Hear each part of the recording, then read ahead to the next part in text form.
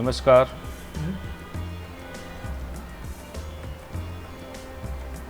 નમસ્કાર વિદ્યાર્થી મિત્રો, હું છું પરમાર કિરીટ. દીપમ જ્ઞાન ક્રાંતિમાં આપનું સ્વાગત કરું છું. આજે આપણે જોઈશું ધોરણ 10 સામાજિક વિજ્ઞાન પ્રકરણ નંબર 18 ભાવ વધારો અને ગ્રાહક જાગૃતિ. આજનો આપણો વિષય મુદ્દો છે ગ્રાહક સુરક્ષા અંગેના ઉપાયો. ગ્રાહક સુરક્ષાના ઉપાયો અંગે અત્યાર સુધી આપણે ગ્રાહકના હકો અને ગ્રાહકની ફરજ જોઈ ગયા. ત્યારબાદ આજે જોઈશું ગ્રાહક સુરક્ષાના ઉપાયો શું છે. તો ગ્રાહક સુરક્ષાના ક્ષેત્રની વાત કરીએ તો ગ્રાહક સુરક્ષાના ક્ષેત્રે 4 પ્રકારે ઉપાયો હાથ ધરવામાં આવ્યા છે. જે મુજબ પહેલું છે એક ત્રિસ્તરીય અર્ધન્યાયી અદાલતો. રાષ્ટ્રીય ગ્રાહક સુરક્ષા ધારો ઈસવીસન 1986માં પસાર થયો અને આ અન્વયે કેન્દ્રીય ગ્રાહક સુરક્ષા કાઉન્સિલ એટલે કે રાષ્ટ્રીય ઉપભોક્તા આયોગની રચના કરવામાં આવી છે. જો 1986ના રાષ્ટ્રીય ગ્રાહક સુરક્ષા હેઠળ રાષ્ટ્રીય ઉપભોક્તા આયોગની રચના થઈ, તે હેઠળ જે તે રાજ્ય કક્ષાએ રાજ્ય ઉપભોક્તા આયોગની રચના કરવામાં છે. એટલે કે રાજ્ય કક્ષાએ રાજ્ય ઉપભોક્તા આયોગ છે. આ કમિશનો હેઠળ ગ્રાહક સુરક્ષા કાયદા હેઠળ ગ્રાહક સુરક્ષાના કાયદા હેઠળના નિયમો ઘડ્યા છે અને એ નિયમો હેઠળ રાષ્ટ્રીય ગ્રાહક તકરાર પંચે ત્રિસ્તરીય અદાલતોનું માળખું ઊભું કર્યું છે અને ગ્રાહક ફોરમ અને કમિશનની કાર્યવાહી માટેના ધારાધોરણો ઘડ્યા છે.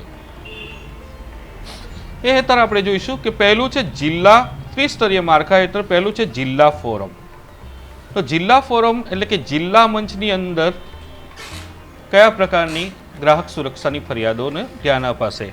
તો યાદ રાખો કે દેશના પ્રત્યેક જિલ્લાની અંદર બરાબર છે એક જિલ્લા અદાલતની રચના કરવામાં આવી છે, જે સૌથી મહત્વપૂર્ણ ગ્રાહકો માટેની અદાલત છે, જે ગ્રાહકોની ફરિયાદનો અભ્યાસ કરીને ન્યાયિક નિકાલ કરે છે અને ગ્રાહકને થયેલ નુકસાન બદલ વળતર અપાવે છે. આજે આખા દેશની અંદર વિદ્યાર્થી મિત્રો યાદ રાખજો કે 571 ગ્રાહક જિલ્લા ફોરમો કાર્યરત છે, એટલે કે ચાલુ છે. આ કોર્ટમાં અત્યારે એટલે કે આજ સુધીમાં જોઈએ તો ₹20 લાખ સુધીની કિંમતના દાવા છે. કોઈ પણ ગ્રાહકને થયેલા નુકસાનની રકમ જો 20 લાખ સુધીની હોય તો એ જિલ્લા ફોરમની અંદર ફરિયાદ કરી શકે છે અને એ ફરિયાદ કરવા માટે એણે નિર્ધારિત કરેલી ફી ભરીને અરજી કરવાની રહે છે. જિલ્લા ફોરમના નિર્ણયથી જો કોઈ ગ્રાહક નારાજ થાય કે પક્ષકાર નિર્ણયથી નારાજ હોય તો એ નિર્ણયના જાણ થયાના 30 દિવસમાં એ રાજ્ય કમિશનની અંદર અપીલ કરી શકે છે. એટલે કે વિદ્યાર્થી મિત્રો, તો જિલ્લા કક્ષાએ જે જિલ્લા ફોરમની અંદર ગ્રાહક સુરક્ષાએ જે ચુકાદો આપ્યો છે એ ચુકાદાથી સંતુષ્ટિ ન હોય તો 30 દિવસની મુદ્દતની અંદર એ ગ્રાહક રાજ્ય કમિશનની અંદર અપીલ કરી શકે છે. પણ એ અપીલ કરતા પૂર્વે એણે વળતરની દાવાની રકમ એટલે કે જે દાવો કર્યો છે એ દાવાની રકમના 50% કે ₹25,000 જે ઓછું હોય તે નિયત શરતોને આધીન ડિપોઝિટ જમા કરાવવાની રહે છે. ત્યારબાદ જ એની કાર્યવાહી આગળ વધે છે. ટૂંકમાં જોઈએ તો 20 લાખ સુધીની કિંમતના દાવા આપણે જિલ્લા ફોરમની અંદર કરી શકીએ છીએ અને દેશમાં 571 ગ્રાહક જિલ્લા ફોરમો કાર્યાન્વિત છે, એટલે કે કાર્યરત છે. ત્યારબાદ જોઈશું કે રાજ્ય કમિશન. એ રાજ્ય કમિશનની વાત કરીએ તો રાજ્ય ફોરમ જેને કહેવામાં આવે છે, તો જિલ્લા ફોરમથી નારાજ થયેલો વ્યક્તિ રાજ્ય ફોરમમાં જઈ શકે છે.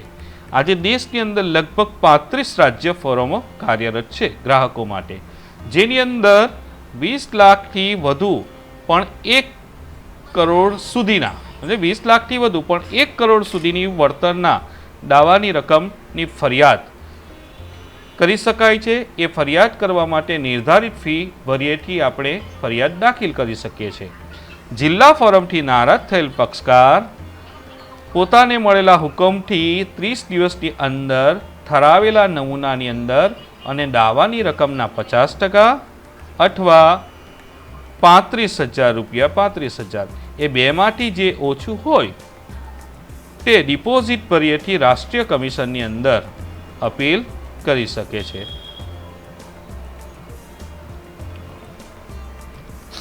રાષ્ટ્રીય સ્તરે જોઈએ કે રાષ્ટ્રીય સ્તરનું જે કમિશન છે એ રાષ્ટ્રીય ફોરમ તરીકે ઓળખાય છે, જેમાં 1 કરોડથી વધારે રકમ, જે રૂપિયા 1 કરોડથી વધુ વળતરના દાવા અંગેની અરજી તેની નિર્ધારિત ફી કોર્ટમાં ભરીને ફરિયાદ દાખલ કરી શકાય છે.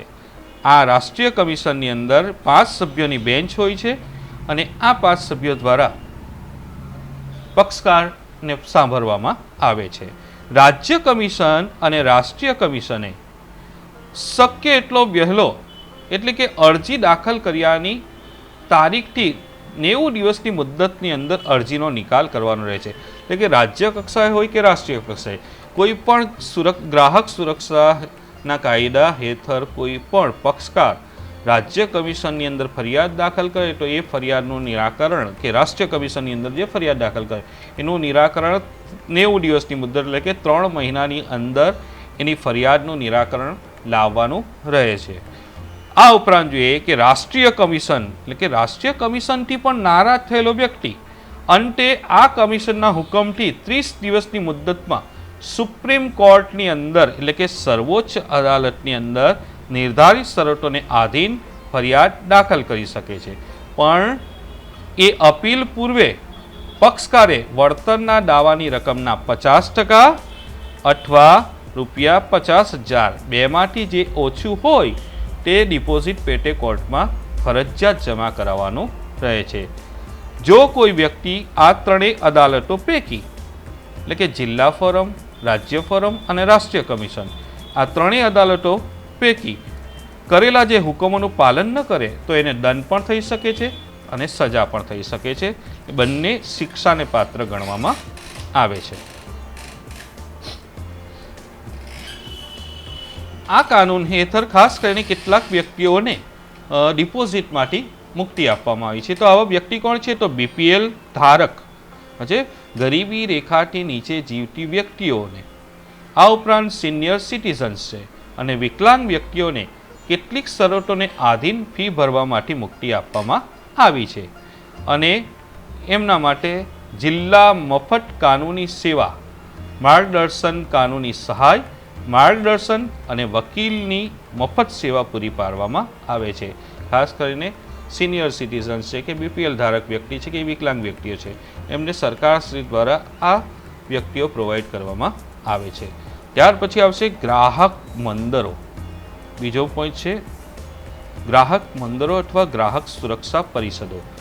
આ અધિનિયમ હેઠળ તાલુકા કક્ષાએ, જિલ્લા, રાજ્ય અને રાષ્ટ્રીય કક્ષાએ સરકાર માન્યતા પ્રાપ્ત ગ્રાહકો મંદરો સ્થાપવામાં આવ્યા છે.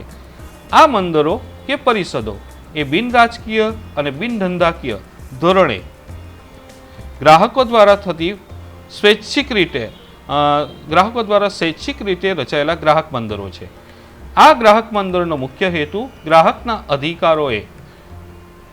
જે અધિકારો છે એ અંગે જાગૃતિ લાવી, એને પ્રોત્સાહન આપવું અને તેમના હકોની સુરક્ષા માટેની નીતિઓના ઘડતરમાં સરકારને મદદરૂપ કરવાનો ગ્રાહક મંદિરોનો મુખ્ય હેતુ છે.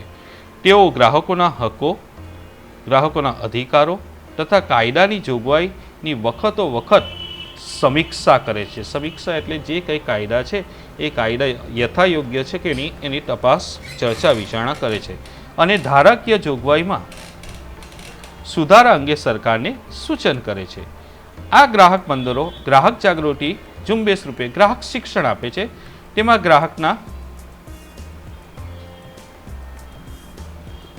અધિકારો, ગ્રાહકની ફરજો, વિવિધ પ્રકારે થતા ગ્રાહકોનું શોષણ, તેનાથી એ કઈ રીતે બચી શકે, એને કઈ રીતે બચાવી શકાય એ અંગેની કાયદેસરની જોગવાઈઓ શું છે, એવા મુખ્ય વિષયો પર ગ્રાહક સુરક્ષા મંદિરો માર્ગદર્શન પૂરું પાડે છે.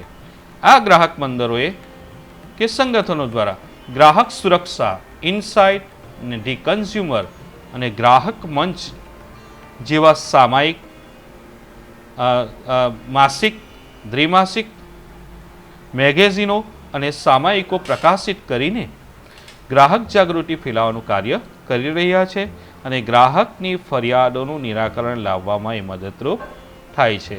તો ગ્રાહક સુરક્ષા મંડળ અથવા ગ્રાહક મંડળનો પ્રમુખ હેતુ છે, મુખ્ય ઉદ્દેશ્ય છે કે ગ્રાહકના હિત અધિકારોનું રક્ષણ થાય, ગ્રાહકનું કોઈ પણ પ્રકારે શોષણ થતું હોય તો એને અટકાવી શકાય. એના માટે ગ્રાહક સુરક્ષા મંડળો દ્વારા ગ્રાહક સુરક્ષા, ઇનસાઇટ, ધી કન્ઝ્યુમર, ગ્રાહક મંચ જેવા માસિક, ત્રિમાસિક મેગેઝિનો અને સામાયિકો પ્રકાશિત કરવામાં આવે છે. આ ઉપરાંત જુદા જુદા પ્રકારે ગ્રાહક જાગૃતિ લાવવાના પ્રયત્ન હાથ ધરવામાં આવે છે. ત્રીજું છે જાહેર વિતરણ પ્રણાલી PDS. જાહેર વિતરણ પ્રણાલી હેઠળ એટલે કે મારફત વ્યાજબી ભાવની દુકાનો દ્વારા નિયમિતપણે સારી ગુણવત્તાવાળો માલ નિયત જથ્થામાં રાહત દરે અનાજ કે અન્ય વસ્તુઓ પૂરી પાડે છે, જે થકી ગરીબ ગ્રાહકોને ખુલ્લા બજારના વધુ ભાવ લેવાના હલકી જાતના ગુણવત્તાવાળા માલ સામાન કે ઓછી માત્રામાં મળતી વસ્તુઓ દ્વારા થતા ગ્રાહકના શોષણને બચાવે છે. જાહેર વિતરણ પ્રણાલી ટૂંકમાં કહીએ તો જાહેર વિતરણ પ્રણાલી છે એ ગરીબો માટે આવશ્યક વસ્તુઓ છે, બજાર કિંમત કરતાં વ્યાજબી ભાવે એમને મળી રહે અને હલકી ગુણવત્તાના સ્થાને એને સારી ગુણવત્તાવાળી વસ્તુ મળે, તો એ માટે રચાય છે જાહેર વિતરણ પ્રણાલી અને આ ગ્રાહકનું શોષણ અટકાવે છે. તે ખાસ કરીને વેપારીની ભ્રષ્ટ રીત રસમો સામે જાહેર વિતરણ પ્રણાલી દ્વારા અંકુશ મેળવાય છે. ચોથું છે ટોલ માપ અને ચીજ વસ્તુઓની શુદ્ધતાને પ્રમાણિત કરતું તંત્ર. આપણે જાણીએ છીએ વિદ્યાર્થી મિત્રો કે જુદી જુદી વસ્તુઓને આપણે ગુણવત્તા ચકાસણી માટે આપણે કેટલાક માર્કા જોવા પડે છે.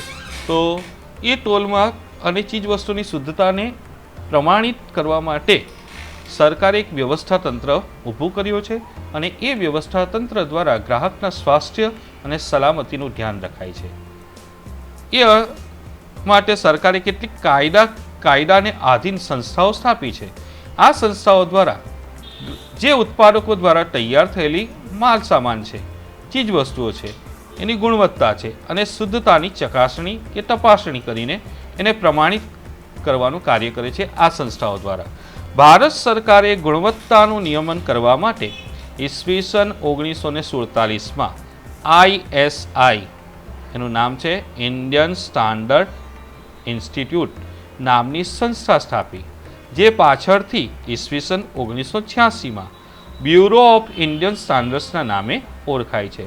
તો ISIનું બીજું નામ છે BIS એટલે કે બ્યુરો ઓફ ઇન્ડિયન સ્ટાન્ડર્ડ્સ, જે યોગ્ય ગુણવત્તા ધરાવતા વિવિધ ઉત્પાદકોને ISI માર્કો ઉત્પાદકીય ઉપકરણો પર વાપરવાની છૂટ આપે છે. આપણે જોયું હશે જુદી જુદી વસ્તુ પર ISIનો માર્કો હશે. ત્યાર પછી છે એગ માર્કનો લોગો. તો ખેતી આધારિત જેટલી વસ્તુ છે, ખેતી આધારિત ચીજ વસ્તુઓ છે, વન પેદાશો છે, બાગાયતી કે પશુ પેદાશોની જે ગુણવત્તાના માનક તરીકે એગ માર્ક લગાડવાનો કાયદો ખેતીવાડી ઉત્પન્ન બજાર કાયદો 1937 હતો તે હેઠળ ઘડાયો છે. ભારત સરકારના ડિપાર્ટમેન્ટ ઓફ માર્કેટિંગ ઇન્ટેલિજન્સ સંસ્થા DMI department of marketing intelligence સંસ્થા દ્વારા એગમાર્ક વાપરવાનો પરવાનો આપવામાં આવે છે.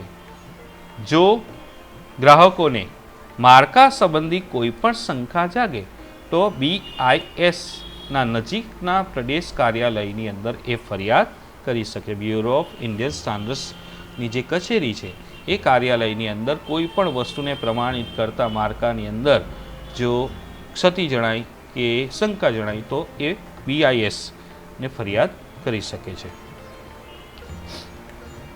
ત્યાર પછી છે આ ઉપરાંત સોના ચાંદીના જે દાગીના છે એની ખરીદી વખતે એની શુદ્ધતા માટે BISના માર્કાની સાથે સોનાની શુદ્ધતાનો નંબર દર્શાવતો દાખલા તરીકે 916 એટલે કે 22 કેરેટ સોનાની શુદ્ધતા દર્શાવતું માર્ક સાથે હોલમાર્કનો લોગો,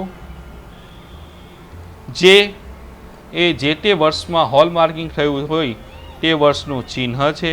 દાખલા તરીકે જે એટલે 2008. આ ઉપરાંત જ્વેલરી બનાવનાર અને વિક્રેતાઓનો લોગો શુદ્ધતા અને ગુણવત્તાની ગેરંટી આપે છે. ટૂંકમાં આપણે જે વસ્તુ ખરીદી છે એ સોના ચાંદીની વસ્તુઓ છે તો એની પર 22 કેરેટનું લોગો જોવા મળશે, અથવા 916 દર્શાવેલું હશે, અથવા હોલમાર્કનું નિશાન હશે. આ ઉપરાંત FPO ફૂડ પ્રોડક્ટ ઓર્ડરનો માર્કો, ખાસ કરીને જામ, ફ્રૂટ, જ્યુસ, કેન કે ટીનમાં પેક કરેલા ફળો અને શાકભાજીના ઉત્પાદન પર લગાડવામાં આવે છે. FPOનો બરાબર છે.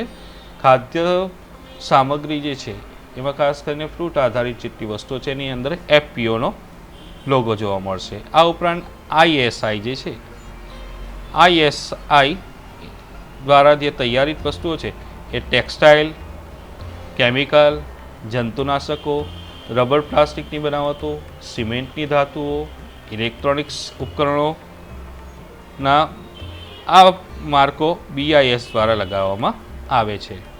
આ ઉપરાંત ઊનની બનાવટો છે, ઊનની બનાવટો પર વૂલ માર્ક, આ ઊનની બનાવટો છે એની પર વૂલ માર્કનો લોગો લગાવવામાં આવે છે. ખાસ કરીને ઊનની બનાવટો અને ઊનના પોશાકો પર વૂલ માર્ક છે. આ ઉપરાંત MPO મીટ પ્રોસેસિંગ ઓપ્ટિમાઇઝર, એટલે આ માર્કો ખાસ કરીને માંસ અને મટનની પેદાશો અને તેમાંથી બનાવેલી વસ્તુઓનો પર લગાવવામાં આવે છે, MPO.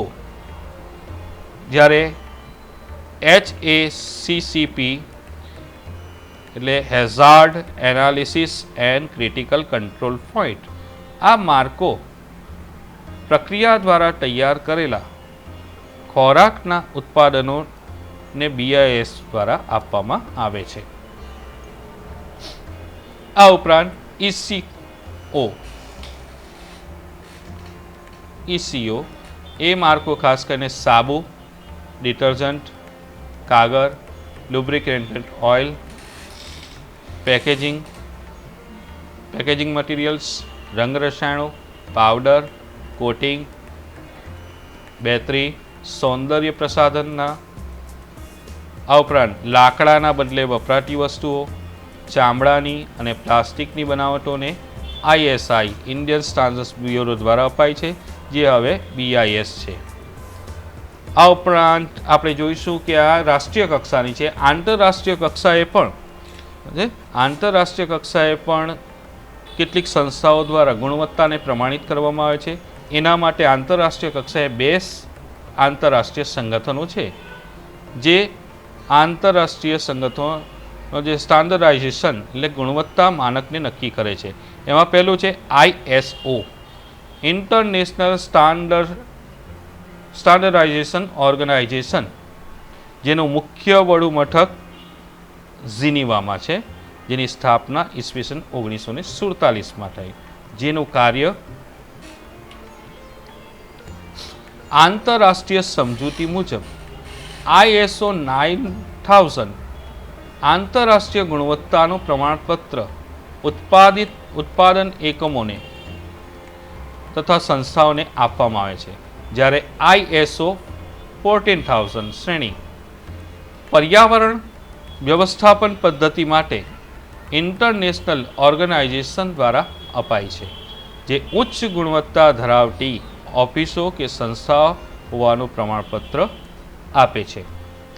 આ ઉપરાંત બીજું છે કોડેક્સ એલિમેન્ટરિયસ કમિશન CAC, જે છે એ આંતરરાષ્ટ્રીય કક્ષાએ ખોરાકને લગતું આંતરરાષ્ટ્રીય કમિશન છે. તેમાં આંતરરાષ્ટ્રીય ખાદ્ય પદાર્થોને પ્રમાણિત કરવામાં આવે છે. આ કમિશન ઈસવીસન 1963માં ખાદ્ય અને ખેતી સંગઠન FAO food and agriculture organisation જે છે એ અને WHO એટલે કે વિશ્વ આરોગ્ય સંસ્થા દ્વારા કરવામાં આવી છે કમિશનની રચના. તેનું મુખ્ય વડું મથક ઇટાલીની રાજધાની રોમમાં છે, જે દૂધની બનાવટો, માંસ, માછલી, ખાદ્ય પદાર્થોના ઉત્પાદનોને પ્રમાણિત કરવાનું અને આંતરરાષ્ટ્રીય સ્તરે વેપાર નીતિ નિયમો ઘડવાનું કાર્ય આ સંસ્થા કરે છે. ભારતમાં ISO સાથે સંપર્કની કામગીરી ભારતીય સંસ્થા BIS કરે છે, જ્યારે CAC સાથે સંપર્કમાં રહીને ભારતની director general of health services કાર્ય કરે છે. તો ઘણા સંજોગોની અંદર આટલું જોઈએ કે ગ્રાહકના હકો છે, ગ્રાહકની ફરજો છે, આ ઉપરાંત ગ્રાહકે ધ્યાનમાં રાખવાની બાબતો છે, આ ઉપરાંત પણ ઘણીવાર ગ્રાહક સાથે છેતરપિંડી થાય છે. તો આવા સંજોગોમાં ગ્રાહક ફરિયાદ કઈ રીતે કરી શકે, ફરિયાદ કોણ કોણ કરી શકે, કઈ રીતે કરી શકે તેની સમજૂતી મેળવીએ. તો ફરિયાદ કોણ કરી શકે અને ક્યાં? તો એક ફરિયાદ ગ્રાહક પોતે કરી શકે છે. બીજું, કેન્દ્ર સરકાર, રાજ્ય સરકાર અથવા કેન્દ્ર શાસિત પ્રદેશોની સરકાર કરી શકે છે. અથવા ત્રીજું, ગ્રાહક મંડળો કે જે કંપની કાયદા કે અન્ય પ્રવર્તમાન કાયદા હેઠળ નોંધાયેલા હોય તે, અથવા બે કે તેથી વધુ ગ્રાહકો વતી પ્રતિનિધિત્વ સ્વરૂપે કોઈ ગ્રાહક કે જેમાં બધા ગ્રાહકોનું સમાન હિત હોય તે, અથવા કોઈ માલ, ચીજવસ્તુ, સેવા ખરીદનારની સહમતિથી ઉપયોગ કરનાર કુટુંબનો કોઈ સભ્ય માલ કે સેવામાં તૂટ જણાય કે ખામી જણાય તો એમાં થયેલા નુકસાન સામે ફરિયાદ કરી શકે છે. તો ફરિયાદ કોણ કરી શકે છે? તો 5 વ્યક્તિ ફરિયાદ કરી શકે છે. એક ગ્રાહક, બીજું કેન્દ્ર સરકાર, રાજ્ય સરકાર કે કેન્દ્ર શાસિત પ્રદેશ, ત્રીજું છે ગ્રાહક સુરક્ષા મંડળ, ચોથું છે કે ગ્રાહકના સમાન હિતો ધરાવતા ગ્રાહકોમાંથી પ્રતિનિધિત્વ કરનાર કોઈ એક ગ્રાહક, ને પાંચમું છે કે વ્યક્તિની સહમતિથી વસ્તુનો ઉપયોગ કરનાર કોઈ પણ જે ભાડુઆત છે કે વ્યક્તિ છે એ નુકસાની સામે ફરિયાદ કરી શકે છે. જો ઉત્પાદક કે વિક્રેતા ગ્રાહકની સાચી, સચોટ અને સ્પષ્ટ ફરિયાદનું કોઈ નિરાકરણ માટે પહેલ ન બતાવે કે તૈયારી ન બતાવે તો ત્યારે ભોગ બનનાર ગ્રાહક કે તેનું કુટુંબના સભ્ય દ્વારા સ્થાનિક જિલ્લા ફોરમની અંદર, રાજ્ય કમિશનની અંદર, રાષ્ટ્રીય ફોરમમાં કેસ દાખલ કરીને સ્થાનિક પુરવઠા કચેરી, ટોલ માફ વિજ્ઞાન અને ગ્રાહક કચેરી, ગ્રાહક મંડળો, કલેક્ટર કચેરીમાં ફરિયાદ કરી શકે છે.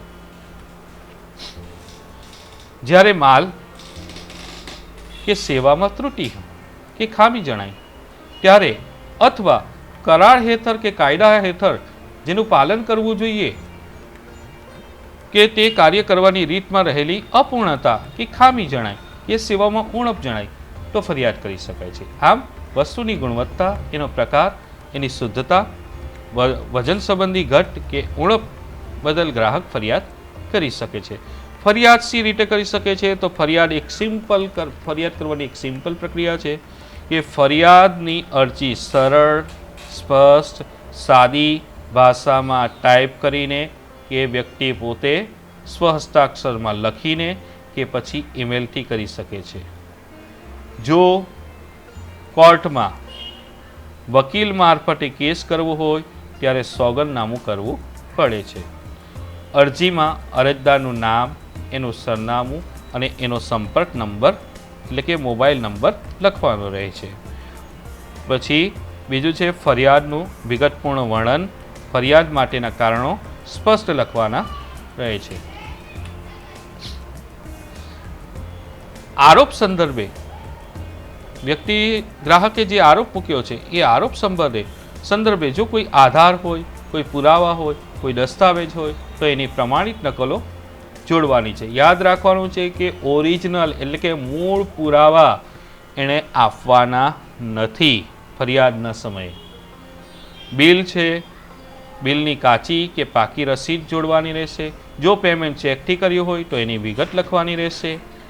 બીજું કે વિક્રેતાએ કરેલી શરતો, જાહેર ખબરની નકલ, એની ગેરંટી કે વોરંટી કાર્ડ કે પેમ્પલેટ્સ કે પ્રોસ્પેક્ટસની નકલ મેળવવાની રહેશે. આની સાથે સાથે અરજી સાથે માંગેલ વળતરના દાવાની રકમ અનુસાર નિયત મુજબની ફી ભરી હતી જે તે ગ્રાહક ફોરમમાં એટલે કે કોર્ટમાં ગ્રાહક ફરિયાદ દાખલ કરી શકે છે. આ ઉપરાંત ગ્રાહક ફરિયાદ થવાનું કારણ ઉદ્ભવે તો તેના 2 વર્ષમાં ફરિયાદ દાખલ કરી શકે છે. હવે વિદ્યાર્થી મિત્રો યાદ રાખવાનું છે, આ એક મહત્વનું, કોઈ પણ ફરિયાદ જે છે એ ફરિયાદ થયાના 2 વર્ષની મુદ્દતની અંદર એ ફરિયાદ કરી શકે છે, કોઈ પણ વસ્તુ કે સેવા સંબંધી હોય તો. ગ્રાહક સુરક્ષા, કોઈ પણ ગ્રાહક સંબંધી ફરિયાદ કરવા કે કાયદા અંગે વિશેષ માહિતી મેળવવા કે માર્ગદર્શન મેળવવા માટે ગુજરાત રાજ્યની હેલ્પલાઇન નંબર 1800-223-0222 અને રાષ્ટ્રીય કક્ષાએ હેલ્પલાઇન નંબર છે 1811-4000 ઉપરથી માહિતી મેળવી શકે છે. 1800-114000 પરથી માહિતી મેળવી શકે છે કે માર્ગદર્શન મેળવી શકે છે.